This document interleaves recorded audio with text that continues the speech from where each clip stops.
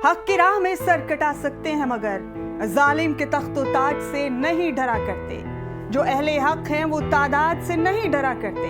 वो जिनके दिल में नूर ईमान होता है वो किसी दज्जाल, किसी फिरौन, किसी शद्दाद से नहीं डरा करते।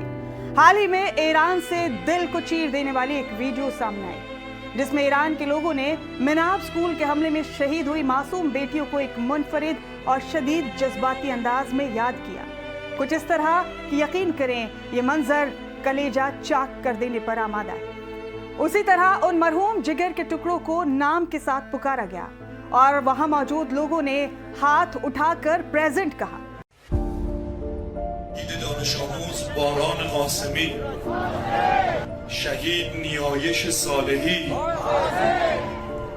شهید مهیا سالاری। जज्बात की जमानत है कि बेशक इन मासूम बच्चियों को जालिम, बातिल और सरफिरों ने दुनिया से एब्सेंट कर दिया हो, लेकिन ईरानियों के दिलों में वो ताउम्र प्रेजेंट रहेंगी। इससे पहले आपको याद होगा कि ईरानी डेलीगेशन ने इस्लामाबाद यात्रा के दौरान अपने एयरक्राफ्ट में मिनाब स्कूल की मरहूम मासूम बेटियों के खून से लथपथ बैग्स और उनकी तस्वीर को एक ट्वीट के जरिए साझा करके दुनिया में जज्बात का कोहराम मचा दिया था। ये दोनों मनाजिर न सिर्फ गम और दर्द से लबरेज थे बल्कि उन मासूम जिंदगियों की याद में एक खामोश इंकलाब थे। सही बात तो ये है कि ईरान ने अपनी इस तरह की जज्बाती हिकमत अमली से अमेरिका और यहूदियों के चेहरे से शराफत के नकाब को बेपर्दा करने के साथ साथ उनको दुनिया की नज़र में जलीलो ख्वार कर दिया। ईरान ने दुनिया को ये पैगाम दे दिया कि जिस ईरान को दुनिया बेटियों का दुश्मन, उनके हुकूक मारने वाला मुल्क और कातिल समझती थी, वही ईरान बेटियों का खादिम, खैरखा और मुहाफिज निकला। और जो शैतान मुल्क बेटियों के मुहाफिज बनकर घूमते थे वही बेटियों और मासूमों के कातिल निकले। अब समझिए कि आखिर यहूदियों और ट्रंप ने ईरान में मिनाब स्कूल की मासूम बच्चियों को सबसे पहला निशाना बनाकर इस जंग का आगाज क्यों किया, और क्या ईरान वाकई बेटियों का कातिल है या मुहाफिज? ईरान के लिए अपने बेटियों का मकाम क्या है वो काफी हद तक आप समझ ही गए होंगे। अब आगे सुनिए। इस जंग में जिन मिसाइलों ने अमेरिका और यहूदियों के गरूर और ताकत के परखच्चे उड़ा दिए और उनको घुटनों पर आने को मजबूर कर दिया था, उन मिसाइलों का सारा प्रोग्राम ईरान की बेटियों के हाथ में था। ईरान की बेटियों ने बता दिया कि जरूरी नहीं कि नंगा होकर ही शोहरत कमाई जाए, पर्दा नशीन होकर भी अपनी ड्रोन और मिसाइलों से दुनिया में अपना लोहा मनवाया जा सकता है। ईरान ने इस जंग में दुनिया को बता दिया कि हम बेटियों के दुश्मन नहीं बल्कि बेटियां हमारे सफर की खूबसूरत हमसफर हैं। बेटियां ईरान की रूह रवां हैं। सौबात की एक बात यह है कि ईरान ने इस जंग में अपने किसी नुकसान, किसी खसारे का रोना नहीं रोया, लेकिन अपनी बच्चियों के गम से वो अभी तक उभर नहीं पाया, जो इस बात की जिंदा जावेद अलामत है कि ईरान के लिए अपनी बेटियों का मकाम, अपनी बेटियों की जिंदगी और अपनी बेटियों का मर्तबा कितना कीमती है।